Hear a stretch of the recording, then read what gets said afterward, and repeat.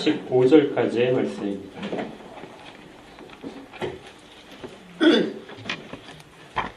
요한복음 4장 3절부터 15절까지의 말씀입니다. 다 찾으시면은 제가 3절을 읽으면서 교대로 하나님의 말씀을 읽으며 받겠습니다. 유대를 떠나사 다시 갈릴리로 가실새 사마리아를 통과해야 하는지라. 사마리아에 있는 수가라 하는 동네에 이르시니 야곱이 그 아들 요셉에게 준 땅이 가깝고 거기 또 야곱의 우물이 있더라. 예수께서 길 가시다가 피곤하여 우물 곁에 그대로 앉으시니 때가 6시쯤 되었다. 사마리아 여자 한 사람이 물을 기르러 놨음에 예수께서 물을 좀 달라 하시니 이에 제자들이 먹을 것을 사러 그 동네에 들어갔습니다. 사마리아 여자가 이르되 당신은 유대인으로서 어찌하여 사마리아 여자인 나에게 물을 달라 하나이까 하니 이는 유대인이 사마리아인과 상종하지 아니함이로라. 예수께서 대답하여 이르시되 내가 만일 하나님의 선물과 또 내게 물을 좀 달라는 이가 누구인 줄 알았더라면 내가 그에게 구하였을 것이요 그가 생수를 내게 주었으리라. 여자가 이르되 주여 물 기를 그릇도 없고 이 우물은 깊은데 어디서 당신이 그 생수를 얻겠사옵나이까. 우리 조상 야곱이 이 우물을 우리에게 주셨고 또 여기서 자기와 자기 아들들과 짐승이 다 마셨는데 당신이 야곱보다 더 크니까. 예수께서 대답하여 이르시되 이 물을 마시는 자마다 다시 목마르느니와 내가 주는 물을 마시는 자는 영원히 목마르지 아니하니 내가 주는 물은 그 속에서 영생하도록 솟아나는 샘물이 되리라. 같이 읽겠습니다. 여자가 이르되 주여 그런 물을 내게 주사 목마르지도 않고 또 여기 물을 기르러 오지도 않게 하옵소서. 우리 두 주를 쉬었지만 요한복음 3장까지 4장을 하기 위해서는 3장까지를 조금 다시 한번 그 길을 살펴볼 필요가 있습니다. 예수님께서 요한복음 3장까지 걸으셨던 그 이정을 쭉 살펴보게 되면 요단강에서 일단 세례를 받으셨죠. 세례자 요한으로부터 세례를 받으시고 제자들을 부르셨습니다. 그리고 나서 갈릴리 가나에 가서 물을 포도주로 바꾸는 기적을 행하셨죠. 그렇게 하고 나서 예루살렘으로 올라가셨습니다. 그러니까 잘 따라가셔야 돼요. 유대 지방에서 시작해서 갈릴리 가나로 가셨다가 가나에서 또 예루살렘으로 올라가신 것이죠. 그래서 거기에서 성전에서 성전이 누구인가 하는 것들, 성전의 정체를 설명하시고 그리고 밤에 찾아온 니고데모를 만나십니다. 그렇게 하고 이제 유대 지방으로 좀 떨어진 곳으로 가서 거기에서 세례를 베푸셨죠. 그리고 이제 3절에 보니까 이제 갈릴리로 다시 돌아가시는 장면입니다. 갈릴리가 주님의 고향이니까. 그리고 주 사역 무대가 갈릴리죠. 갈릴리로 돌아가시는 장면입니다. 43절을 보시면 이렇게 돼 있어요. 이틀이 지남에 예수께서 거기를 떠나 갈릴리로 가시며 그리고 45절에 갈릴리에 이르시게 됩니다. 그러니까 우리가 오늘 읽은 본문은 그 갈릴리로 가시는 도중에 일어난 이제 상황이에요.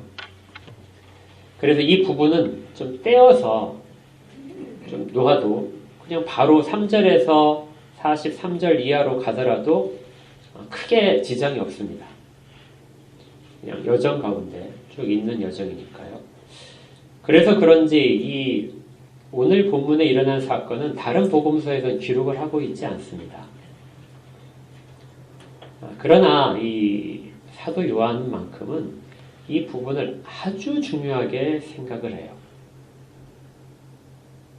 오늘 본문을 굉장히 중요하게 생각합니다.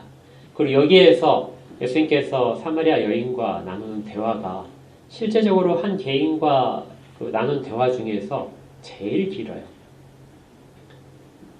그리고 기독교의 어떤 정체성이라는 이런 것들에 대해서 가장 잘 담고 있는 구절입니다.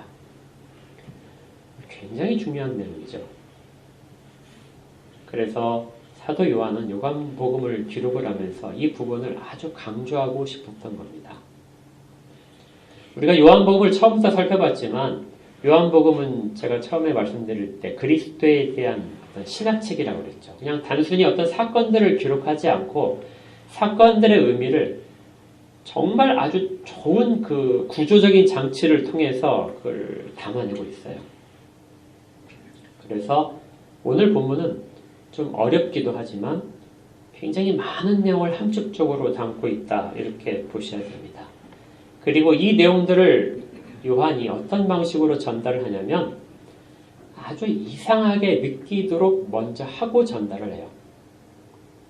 여러분들이 요한복음을 읽으실 때 그냥 쉽게 읽으시면 안 돼요. 요한복음을 읽다 보게 되면 왜 이러지 하는 이 질문이 계속 반복적으로 일어나야 됩니다. 실제적으로 이 기록된 요한복음을 보게 되면 그 질문들이 우리 가운데 자연스럽게 일어나도록 해요. 이상한데. 그리고 이 당시의 사람들도 동일하게 반응을 한 거예요. 이상한데 왜 주님이 이렇게 하시지? 왜 일이 일어나야 되지? 그리고 그 일에 관련된 사람들이 기존에 갖고 있던 그런 생각들이 잘못된 것이다 하고 주님이 바로 잡아주십니다. 이 과정이 사실 요한복음 전체에 걸쳐 있어요. 그래서 여러분들이 어떤 본문을 읽으시든지 간에 요한복음은 늘 질문해야 돼요. 왜 이러지? 그리고 거기에 대해서 주님은 어떻게 설명을 하시지? 그리고 나는 지금 나에게 내 신앙에 있어서는 어떻게 적용을 해야 되지? 하는 질문 속에서 요한복음을 계속 읽어내야 됩니다. 오늘 이 이야기 속에서도 우리가 중요한 거 한 가지를 꼭 발견을 해야 돼요. 먼저 이것이 이상한 부분이 어디에서 나타나면요. 3절에 유대를 떠나서 다시 갈릴리로 가시는데 주님이 4절에 보니까 사마리아를 통과해야 하겠는지라 이렇게 기록되어 있습니다.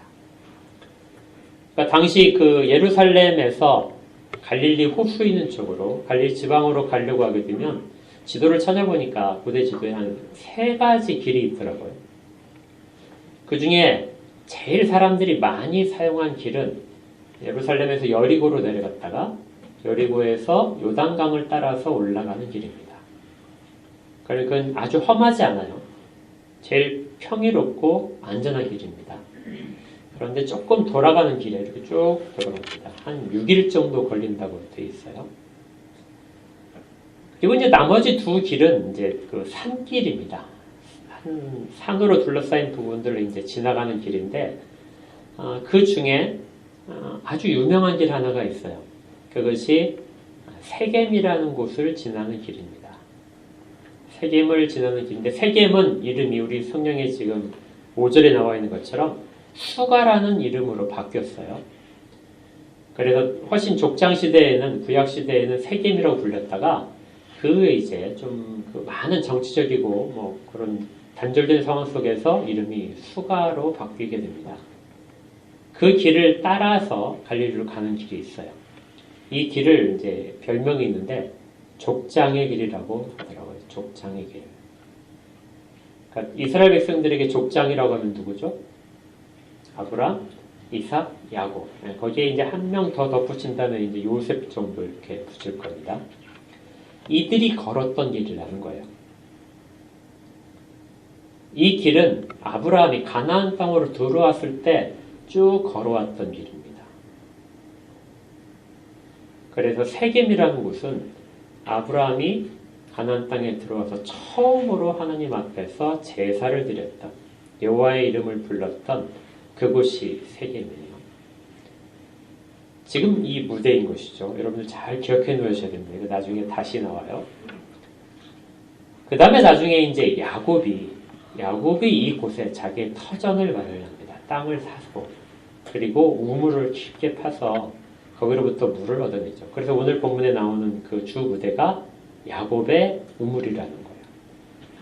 이 우물은 굉장히 깊게 파서 물이 지금도 있다고 그러더라고요. 야곱의 우물이라는 사진도 있습니다. 나중에 이제 애굽에서 이스라엘 백성들이 나온 다음에 요셉이 유언을 이제 하죠. 내 걸 갖다가 이제 묻어라. 그럴 때 할 때 지나온 길이기도 하고요. 그리고 잘 아시듯이 여호수아가 이제 가나안을 다 정복하고 땅에 모든 그 땅 분배를 마친 다음에 이스라엘 백성을 그리심산과 에발산 사이에 이렇게 양 지파를 놓아두고 가운데 레위인들이 서서 율법에 대한 걸 다시 선포를 하죠. 그리고 우리는 이 율법을 지키겠다. 너희들도 선택을 하라. 그래서 모든 이스라엘 백성들이 거기에서 우리가 율법을 잘 지키겠다고 서약을 다시 하는 장면이 있습니다. 그 장소가 세겜이죠. 그러니까 이 자리가 이제 그런 배경을 가진 자리입니다. 이렇게 역사적인 그 배경을 가졌는데, 그런데 그 보통의 경우에는 이 길이 통과하면 좋을 텐데요. 이 길을 통과하지 않았습니다. 이 길을 사용하지 않은 거예요. 과거에는 다 이 길로 다녔는데, 그리고 이 길이 짧아야 한 3일밖에 안 돼요. 갈릴리까지 가는데. 근데 예수님 당시에 거의 모두가 다 이 길을 사용하지 않고 멀리 돌아간 2배나 더 먼 길을 사용을 하고 있었던 것이죠. 이유는 한 가지였습니다. 유대인들에게 이 길을 지나는 것이 금기시되기 때문에 그래요. 이 길은 대단히 부정한 길입니다. 율법에 따르면 매우 부정한 길이에요. 유대인들이 이 사마리아 지방을 부정하게 생각한 이유는 2가지입니다. 하나는 혈통적인 것 때문이고요. 하나는 종교적인 것 때문이에요. 혈통적인 것은 원래 그 이스라엘이 한 나라였죠. 그리고 솔로몬 이후에 2 나라로 이렇게 갈라졌었죠. 그리고 이제 차례차례로 우상 숭배를 한 결과 북이스라엘과 남유다가 둘 다 차례차례 멸망을 하게 됩니다. 거의 한 150년의 시간을 두고 멸망을 하는데 북쪽이 먼저 아수르라고 하는 나라에 멸망을 했어요. 그런데 이 아수르가 아주 정말 특별한 정책을 쓰죠. 그 자기들이 점령한 지역에 있는 땅에 있는 백성들을, 많은 사람들을 끌어갑니다. 그래서 먼 나라에다 갖다 다 살게 만들어요. 그리고 그 땅에 있는 사람들을 데려다가 이 땅에 새로 점령한 지역에 살게 합니다. 그러니까 인종적으로 혼혈을 시키는 것이죠. 문화적으로도 혼혈을 시켜서 어떤 구집체가 없게, 구심점이 없게 만드는 겁니다. 이 작업을 오랫동안 했어요. 그래서 북쪽에 있는 사마리아라고 우리가 부르는 그 지역은 유대인이 누군지를 잘 알 수 없게 된 거죠. 그리고 지금 예수님 당시에는 그때 이후로 600년이 흘렀어요. 그러니까 아주 많은 사람들이 그 땅에서 서로 결혼을 하고 나중에 보니까 족보가 누구인지를 전혀 알 수 없는 이제 그런 상황이 된 겁니다. 이스라엘에 10지파가 있었는데 10지파 중에 내가 무슨 지파다 하고 이야기할 수 있는 지파가 기껏해 한 3지파 정도. 그것도 정확하지 않는 그런 상황이 됐습니다. 그리고 또 예수님 바로 전에는 그리스 사람들이 이주를 해와서 더 혼탁해졌어요. 그러니까 혈통적으로 유대인이라고 말을 할 수 없는 사람들이다. 이렇게 본 거죠. 근데 유대인들이 더 이 지역을 싫어한 이유는 종교적인 이유 때문입니다. 그러니까 솔로몬 이후에 남과 북이 갈라졌다고 그랬죠. 근데 북쪽에 있는 북이스라엘 왕조가 이 사마리아 땅에 성전을 새로 짓습니다. 그러니까 남쪽 예루살렘에 있는 성전으로 사람들이 이제 순례길을 떠나서 자꾸 방문하게 되면 왕조가 약해질 거 아니에요? 그래서 북쪽에다가 성전을 새로 지어요. 그리고 여기에서 제사를 드려라. 그래서 종교적으로 완전히 이제 갈라지게 됩니다.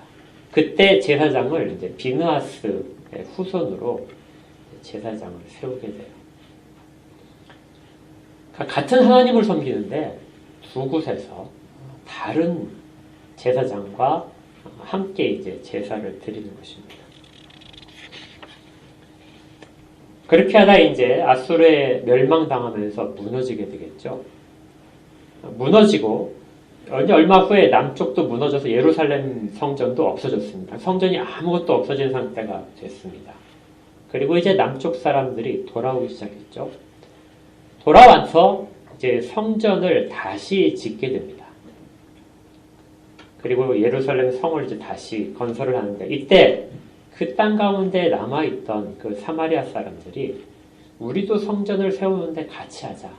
그러니까 우리도 성전이 없다는 것이죠. 같이 하자 하면서 같이 할 것을 제안을 합니다. 근데 유대인들은 너희들은 우리와는 전혀 다르잖아. 지금까지 몇백 년을 그렇게 서로 떨어져 있었는데 어떻게 같이 할 수 있느냐 하면서 거절을 하죠. 그리고 이때 이제 종교적으로 완전히 화합할 수 있는 기회가 사라지게 됩니다. 그리고 이제 나중에 그 알렉산더가 이제 페르시아를 점령한 다음에 이 지역에 자기 부하를 보내서 이제 성전을 세우도록 하라고 그러죠. 그러니까 남쪽에는 이미 성전이 있었고 북쪽에 성전이 새로 세워집니다. 그 성전이 이제 그리심산에 세워져 있는 이제 다음 주에 살펴볼 그 성전의 이제 모형 이제 그 자리가 그리심산 위에 꼭대기에 남아 있게 되는 거죠. 그리고 이렇게 남아서 또 다시 각자 제사를 드리고 있다가 남쪽에 이제 유대인들이 반란을 일으켜서 독립을 하게 됩니다. 그리고 독립한 이제 하스모니안 왕조가 북쪽을 다시 쳐들어가서 북쪽에 있는 모든 것들을 파괴하게 돼요. 그러니까 그리심산에 있는 성전을 파괴를 한 거죠. 결과적으로는 이제 종교적으로 통일을 다시 가져왔지만 북쪽 사람들 입장에서 보게 되면 남쪽은 철천지 원수인 거죠.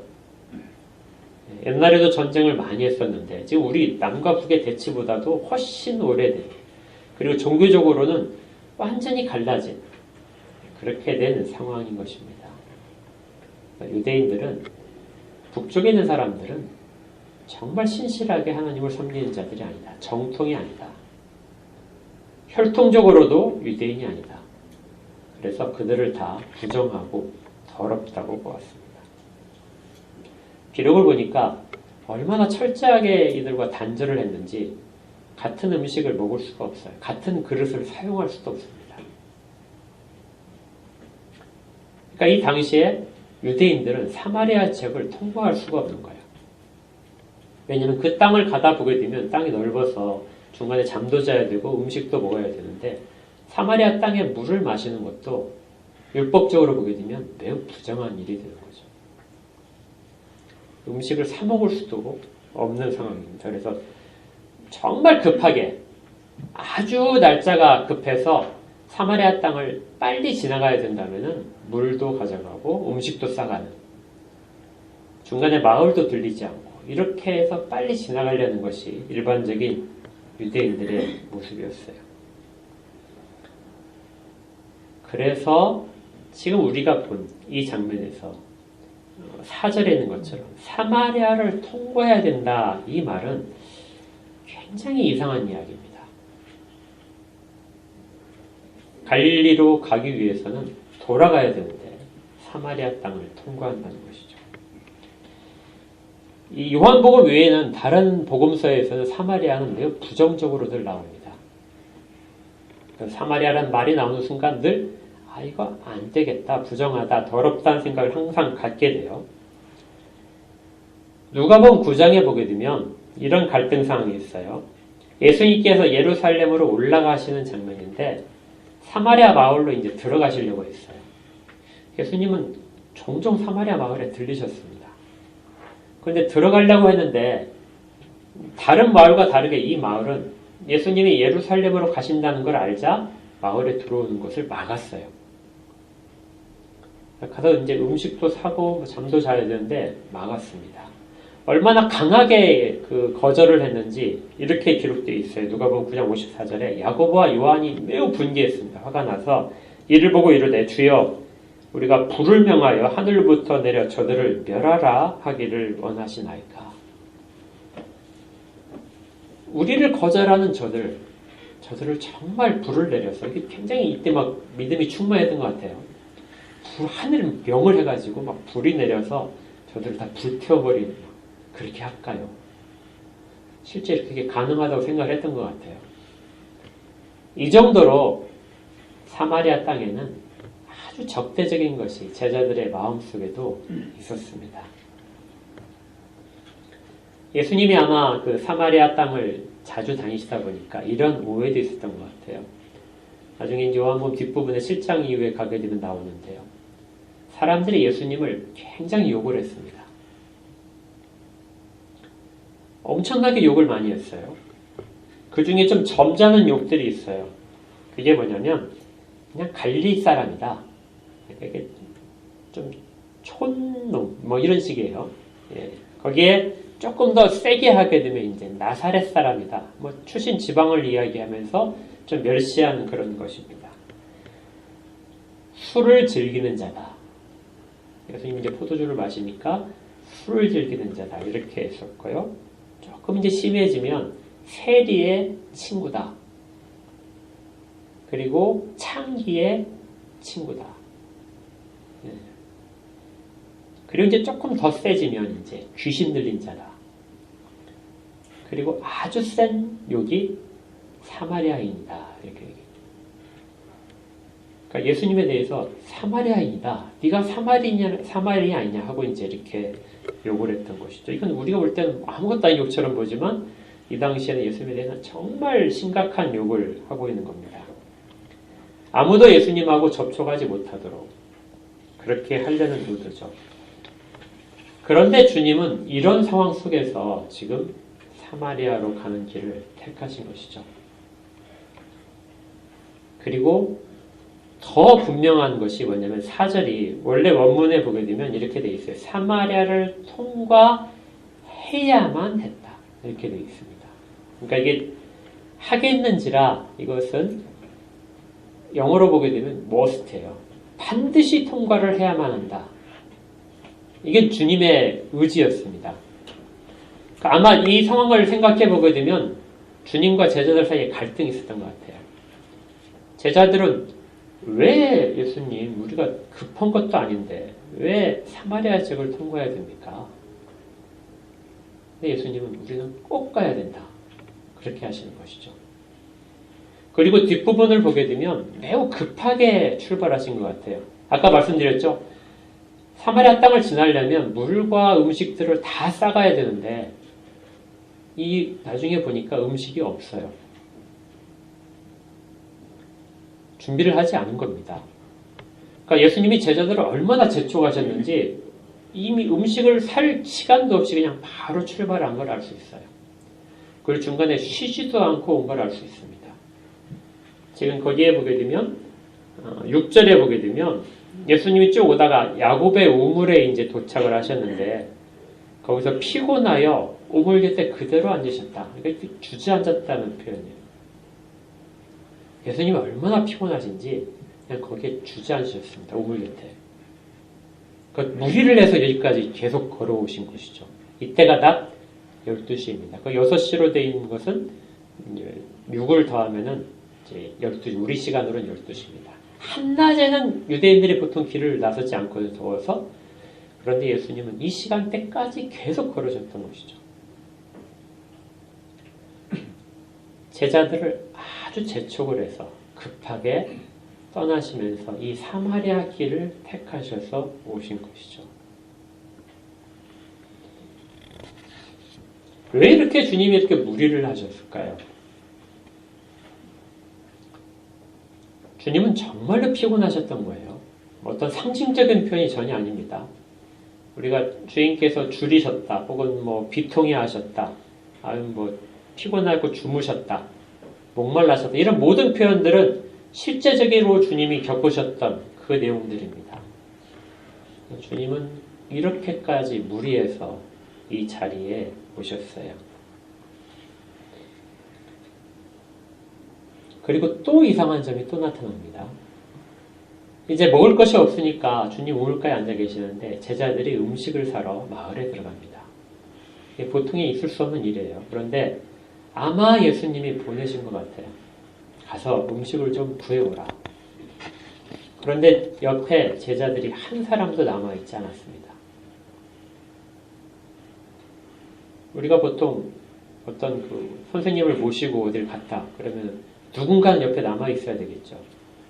그런데 모든 제자들을 다 보내셨어요. 그리고 혼자 앉아 계셨습니다. 상당히 좀 위험한 상황일 수도 있어요. 그리고 그렇게 기다리시다가 7절에 여자 한 사람을 만나십니다. 7절에 사마리아 여자 한 사람이 물을 기르러 왔음에 예수께서 물을 좀 달라고 하십니다. 이것도 역시 이상한 상황이에요.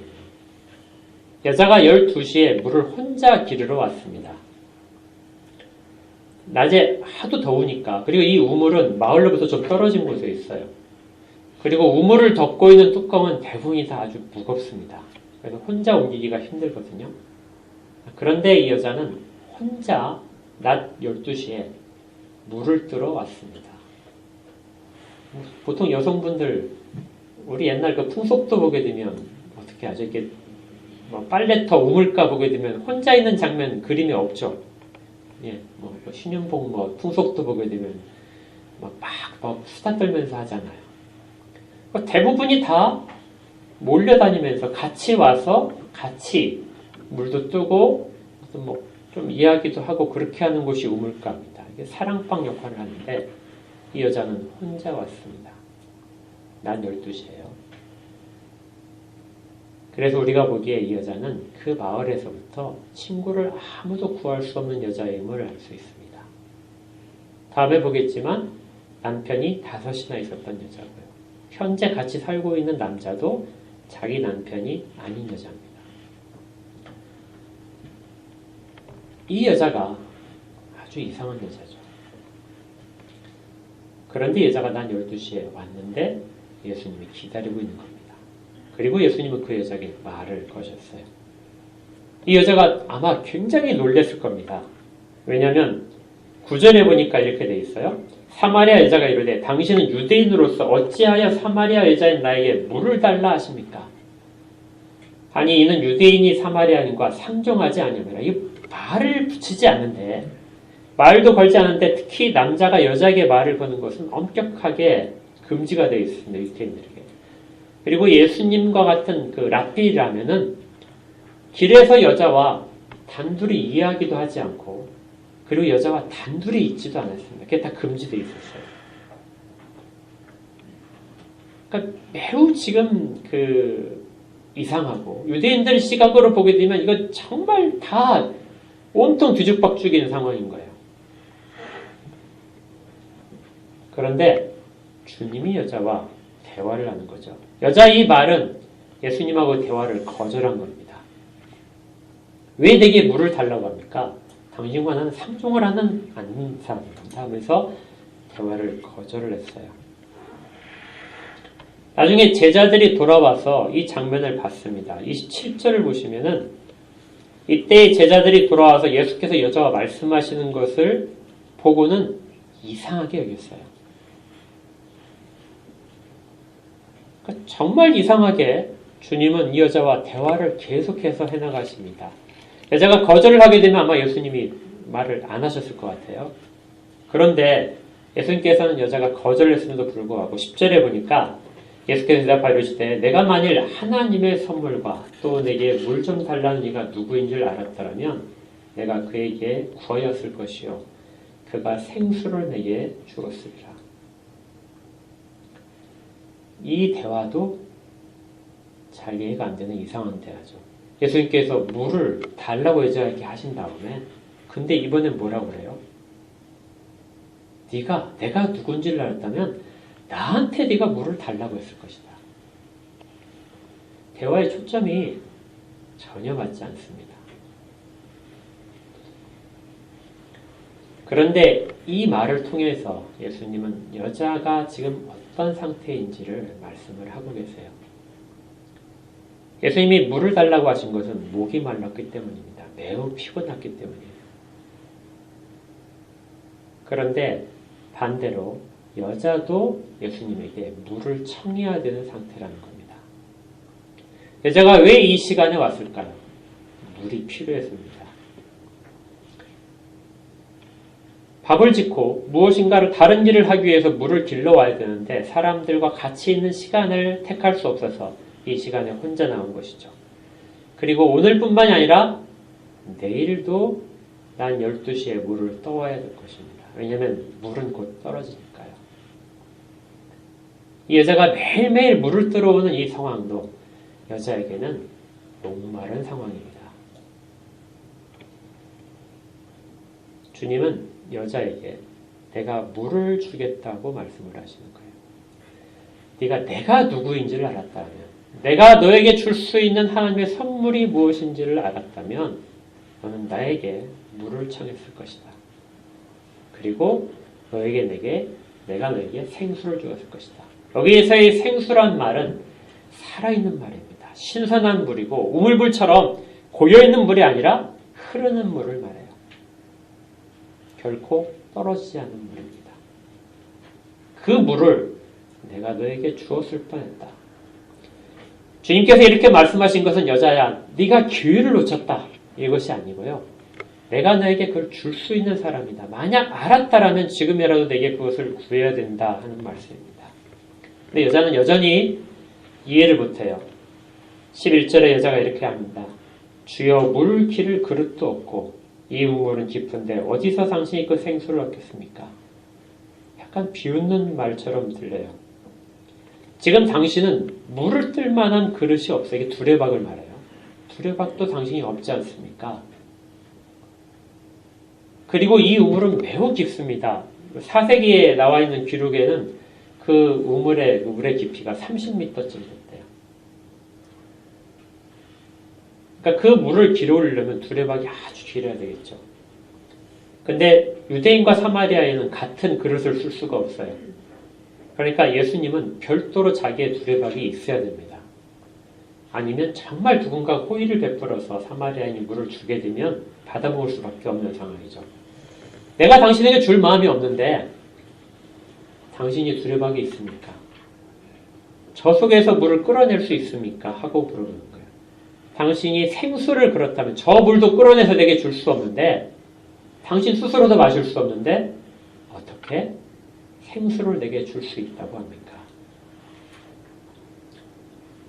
여자가 이 우물을 자랑을 해요. 우리 조상 야곱이 이 우물을 우리에게 주셨고 또 여기서 자기와 자기 아들들과 짐승이 다 마셨는데 당신이 야곱보다 더 큽니까? 1000년도 전에 파는 우물입니다. 지금까지 계속해서 물이 나오는 우물이에요. 한 번도 끊어진 적이 없었던 그 우물인데 이것보다도 더 깨끗한 물을 당신이 줄 수 있습니까? 1000년 동안 마르지 않은 물인데 영원히 마르지 않는 물을 당신이 준다면 당신은 야곱보다도 더 큰 사람입니까? 하고 말을 합니다. 여기에 대해서 예수님께서 대답하되 이 물을 마시는 자마다 다시 목마른다. 야곱의 우물이 아무리 깊게 파고 그 물이 매일매일 새롭게 흐른다 할지라도 그걸 떠서 먹는 모든 자들은 단 하루의 목마름만 해결할 수 있을 뿐입니다. 단 하루용이죠. 임시적입니다. 그것만 가지고도 사람들은 전혀 어려움 없이 산다고 이야기를 할 것 같아요. 그런데 다시 목마르는 물이다. 14절 내가 주는 물을 마시는 자는 영원히 목마르지 아니하리니 내가 주는 물은 그 속에서 영생하도록 솟아나는 샘물이 될 것이다. 주께서 주시는 물을 마시면 네 안에서 사람들 안에서 영생토록 계속해서 영원히 끊이지 않는 샘물이 되어서 생수가 계속해서 흘러나올 것이다 하는 것이죠. 자세히 보시면은 여자가 조금씩 예수님과의 대화 속에서 예수님한테 끌려가고 있어요. 예수님의 목마르다, 물을 내게 좀 달라고 하는 그 질문에서부터 시작돼서 여자의 거절이 있었지만 여자는 조금씩 예수님이 주실 생수에 접근을 하고 있는 것이죠. 또 호칭도 조금씩 달라졌습니다. 처음에 시작할 때는 9절에 보니까 당신 이렇게 시작된 그 호칭이 11절에 보니까 주여 이렇게 바뀝니다. 여기서 주여라는 말은 구세주라는 뜻이 아니라 높은 사람이라는 뜻이에요. 예수님이 뭔가 좀 다르다. 그리고 하나님의 선물을 준다는 의미에서 혹시 선지자가 아닐까 하는 이제 그런 추측을 조금씩 하고 있는 상황이죠. 그리고 이 물을 주시겠다는 곳에서 이 여자는 새로운 기대를 갖게 됩니다. 여러분들은 이제 이 물이 어떤 물인지 알죠? 내가 너에게 생수를 줄 것이다. 이것은 요한복음 7장에 이렇게 기록되어 있습니다. 명절 끝날 곧 큰 날에 예수께서 서서 외쳐 이르시되 누구든지 목마르거든 내게로 와서 마시라. 7장 37절입니다. 나를 믿는 자는 성경의 이름과 같이 그 배에서 생수의 강이 흘러나오리라 하시니 이는 그를 믿는 자들이 받을 성령을 가리켜 말씀하신 것이다. 하나님의 선물이 무엇이라고요? 예수 그리스도께 주시는 선물은 성령인 것입니다. 성령을 받으면 목이 마르지 않을 것이다. 네 가운데 영원히 생명이 그 가운데 솟구칠 것이다. 야곱의 우물은 구약에 있는 모든 것들을 상징합니다. 구약에 있는 모든 것들을 통하여 매일매일 수고롭게 하고 제사를 드리면서 자기를 깨끗이 하더라도 일회용이다. 내일은 다시 목마른 자들이 된다는 것이죠. 그런데 내가 주는 물은 그렇게 하지 않는다. 성령을 받으면 너희 가운데 결코 목마름이 없을 것이다. 오직 성령을 통해서만 이 일이 주어질 수 있음을 주님이 말씀하십니다. 여기까지 이제 쭉 잘 이해하신 분들은 이제 아주 중요한 걸 어렴풋이 이제 깨달으실 수 있어요. 이 내용은 4장에서 단순히 그냥 주어지는 것이 아니라 3장과 연결되어 있습니다. 3장에서 예수님이 누구를 만나셨죠? 니고데모를 만나셨죠. 니고데모를 만나셨을 때 그때 예수님은 니고데모에게 하나님 나라의 일을 말씀하셨어요. 그리고 하나님 나라를 누가 볼 수 있느냐? 누가 하나님 나라에 들어갈 수 있느냐 했을 때 위로부터 난 자, 거듭난 자. 이 사람만이 하나님 나라를 보고 하나님 나라에 들어갈 수 있다. 땅의 일들 가운데 있는 사람들은 결코 볼 수 없는 일들, 결코 알 수 없는 일들에 대해서 그리고 계속해서 니고데모처럼 율법을 잘 지키는 사람들은 계속 목말라야 하는 그런 상황에서 오직 위로부터 난 사람만이 하나님 나라에 속하게 된다. 이 여자에게는 다른 방식으로 이야기를 하는 겁니다. 내가 내게 주는 하나님의 선물, 내가 내게 주는 물을 마시면, 생수를 마시게 되면 영원히 내 안에서 샘이 솟게 될 것이다. 너는 영원히 목마르지 않을 것이다. 그래서 예수님은 예루살렘에서부터 내려오셔서 갈릴리로 가시는 도중에 사마리아를 지나시는데 반드시 지나신 이유가 예루살렘과 사마리아의 두 극단적인 대조를 하시기 위해서 그렇죠. 예수님께서 사마리아로 가시겠다. 내가 꼭 가야만 한다고 선택하시고 그 길을 들어서신 순간부터 요한복음에서는 3장과 4장이 뚜렷하게 구분되기 시작합니다. 절대 잊지 마십시오. 잘 구분해 보시면 돼요. 예루살렘은 유대인들에게서 가장 거룩한 도시입니다. 유대인들이 볼 때 가장 더러운 곳은 사마리아의 세겜, 지금 수가예요. 가장 거룩한 곳과 가장 더러운 곳입니다. 예루살렘에서 예수님이 누구를 만나셨냐면은 니고데모를 만났어요. 니고데모는 유대인들의 법상으로 가장 거룩한 자입니다. 그는 사내들인 공의원이고 백성들을 가르치는 선생이에요. 가장 존경받는 사람입니다. 또 부자예요. 반대로 예수님께서 사마리아에서 만나신 여인은 가장 비참한 여인입니다. 그 사마리아 속에서도 자기 친구가 없고 따돌림을 받는 사람이에요.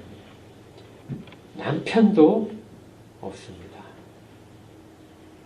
다음 주에 보겠지만 남편이 없는 이유가 여러 가지가 있을 것인데요. 그 결과적으로 이 여인은 아무데도 기댈 곳이 없는 사람입니다. 옆에 친구는 더 누구 없고요. 유대인 남자와 사마리아 여자. 그런데 두 사람이 모두가 다 공통점이 있어요. 예수님께서 설명을 해주시는데 이해하지 못하는 겁니다. 예수님은 사람들을 가르치실 때 사람들의 처지와 형편에 따라서 아주 잘 가르치셨어요. 니고데모에게는 니고데모가 가지고 있는 지식에 기반해서 그가 가지고 있는 하나님 나라에 대한 일들을 자세하게 설명을 하셨습니다. 근데 여자는 그걸 몰라요. 그래서 여자에게는 여자가 알 수 있는 물을 마시는 것으로 설명을 해주십니다. 네가 목이 마르느냐? 정말 계속해서 물을 떠오고 싶지 않고 정말 한 번 물을 마셔서 영원히 목마르지 않는 그렇게 되고 싶느냐? 그러니까 주님께서는 양 끝에 있지만 전혀 이해하지 못한 두 사람에게 각각의 시선에 맞춰서 복음을 설명을 하고 계신 것이죠. 하늘의 일을 다른 방식으로 말씀하시는 겁니다. 그가 비록 니고데모처럼 율법을 잘 알고 있든지 부자든지 높은 지위에 있고 존경을 받든지 간에 그가 거듭나지 않으면 하나님 나라를 알 수 없고 여자처럼 아무리 비참한 자라 할지라도 그가 그리스도로부터 받는 선물을 받지 않으면 역시 마찬가지로 둘 다 영적으로 죽어있는 사람들이죠. 똑같은 겁니다. 그러나 차이점이 있어요. 니고데모는 자기가 갖고 있는 지식을 통해서 예수님께 찾아왔습니다. 가르침을 구하러 찾아왔어요. 근데 여인은 찾아올 수가 없는 사람입니다. 그래서 예수님이 찾아가신 거죠. 그리고 또 결정적인 이상한 점이 남아 있습니다. 그게 뭐냐면 니고데모는 그 거듭남에 대해서 이야기를 듣고 나서 나를 거듭나게 해주십시오 하고 예수님한테 청하지 않았어요. 대화는 그냥 거기에서 끝났습니다. 그런데 이 여자는 달라요. 15절에 보니까 이렇게 여자가 이야기합니다. 우리 같이 읽어볼까요? 시작. 여자가 이르되 주여 그런 물을 내게 주사 목마르지도 않고 또 여기 물 기르러 오지도 않게 하옵소서. 제가 볼 땐 여자가 굉장히 정말 간절한 마음으로 외치듯이 했을 겁니다. 주여 그런 물을 내게 주십시오. 나로 하여금 다시 목마르지 않게 해주십시오. 내가 여기 물 기르러 이렇게 비참한 상황에서 이렇게 다시 오지 않도록 해주십시오. 저는 주님께서 이 여자의 이 말을 듣기 위해서 여기까지 오셨다고 생각을 합니다. 그리고 지금까지 요한복음에서 이야기한 많은 사람들이 있었는데 이렇게 고백한 사람이 없었습니다. 여자가 예수님에 대해서 잘 알았다고 생각이 안 돼요. 여자가 성경에 대해서 잘 알았을 리도 없습니다. 물론 뒤에 보게 되면 조금 이해한 부분이 있겠지만 율법에 대해서도 그리고 복음에 대해서도 전혀 감을 잡지 못하겠죠. 그런데 이 여자는 예수님의 말을 그대로 받습니다. 그리고 그것을 내게 주십시오 하고 간구를 하는 거죠. 전혀 예상하지 못한 곳에서 복음에 대한 가장 확실한 반응이, 주님이 기대했던 반응이 여기에서 나타납니다. 가장 비참한 처지에 있었던 여자가 누구도 다 부정하다고 그렇게 손가락질하는 그 지역에서 예수님을 만난 여자가 그렇게 고백을 하는 것이죠.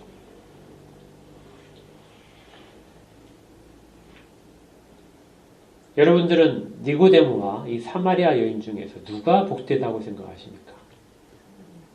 사마리아 여인이죠. 이 고백 하나뿐입니다.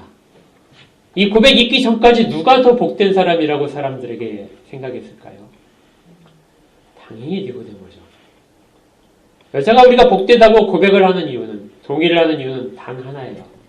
주여 내게 그 물을 주시옵소서. 나로 하여금 다시 목마르지 않게 하옵소서. 우리도 다 처지가 다를 수 있습니다. 성경에 대한 이해도 다를 수 있고 우리가 어떤 신학적인 지식도 다 다를 수 있어요. 살아온 경험도 다 다를 수 있습니다. 주의도 다르고요. 그런데 누가 정말 복되냐면 주께서 말씀하신 그 하나가 내게 이루어지기를 원합니다. 그가 우리가 인정한 것처럼 가장 복된 자입니다. 우리가 이런 고백을 주 앞에서 했는지 한 번이라도 해본 적이 있는지 한번 잘 돌아보시기를 바랍니다. 정말 그 말씀 그대로 내게 주옵소서. 혹시라도 우리가 이전에 주 앞에서 주님 내게 그렇게 해주십시오. 나를 목마르지 않게 내 가운데서 영원히 샘솟는 물을 주시옵소서 하고 고백을 했다면 우리가 알아야 될 게 있어요. 이건 우리의 어떤 자질 때문에 우리의 어떤 준비됐던 모든 것 때문에 일어나는 것이 아니라는 겁니다. 주님이 찾아오신 것이죠. 제자들이 모든 만류하는 것, 사람들은 다 그게 아니라고 하는데 주님은 그 길을 오신 거예요. 그 길을 오셔서 우리를 만나기 위해서 피곤함에도 불구하고 무리를 해서 여기까지 오셨습니다.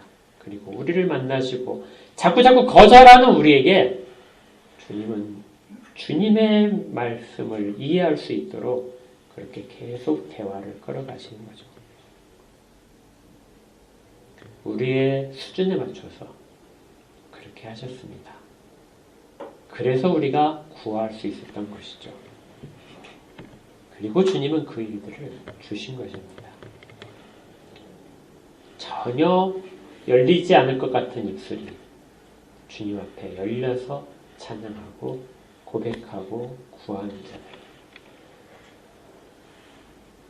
주님은 이 일을 위해서 오랜 시간 동안 걸으셨고 피곤할 정도로 쉬지 않고 오신 것입니다. 이것이 사마리아에서 있었던 우리가 처음 살펴본 일입니다. 우리를 찾아오신 주님, 우리를 부르신 주님, 그리고 지금도 우리에게 다가오시는 주님, 그 주님을 감사하며 찬양하시기 바랍니다. 기도하겠습니다. 하나님 아버지, 예수 그리스도께서 사마리아의 한적한 곳에 비참한 처지에 있는 여인을 찾아가셔서 그에게 생수를 주신 것들을 살펴보며 저희들의 신앙을 돌아봅니다. 정말 그런 여인과 다를 바 없는 저희들인데 이전에 마치 니고데모처럼 그렇게 자랑하며 우리가 가진 지식과 맞지 않아서 우리의 처지 가운데서 부끄러워서 고백하지 못했던 그런 약한 저희들을 내버려 두시지 않으시고 다시금 부르셔서 고백을 있게 하심을 감사드립니다. 주의 크신 은혜만이 오로지 찬양받으실 것입니다. 저희들 가운데서 주의 이 뜻들 나타내신 것들이 잘 기억되게 도와주옵소서. 우리를 인도하시고 우리를 늘 주의 품 안에 있게 하여 주옵소서. 우리 가운데 마시게 하신 그 생수가 각자의 마음속에 각자의 영혼 속에 있음을 고백하며 이걸 가지고 주의 뜻에 순종하여 살아가도록 그렇게 도와주옵소서. 예수님 이름으로 기도합니다. 아멘.